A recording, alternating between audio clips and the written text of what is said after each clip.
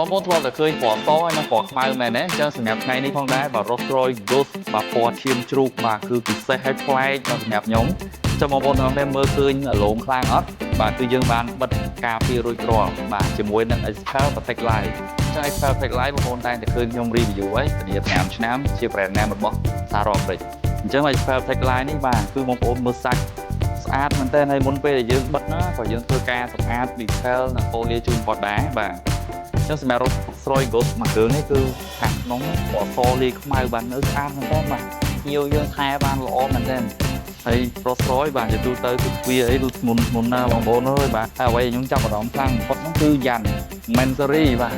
ហើយដាក់ជាមួយនឹងពណ៌ឈាមជ្រូកចេញមកខ្មៅស្អាតមែនតើបងប្អូនមើលសាច់ទាមកពេលបិទនេះស្អែករត់តែភ្លឺជាងនឹងទៀតដោយសារវាជ្រាបជាប់នៅលើសាច់ឆ្នាំល្អមែនតើហើយគឺនឹងស្អាតតែម្ដងបាទចឹងសម្រាប់បងប្អូនទាំងអស់គ្នាបាទមិនថារថយន្ត model អ្វីទេតម្លៃប៉ុណ្ណាឲ្យតែយើងថែទាំល្អការពារល្អ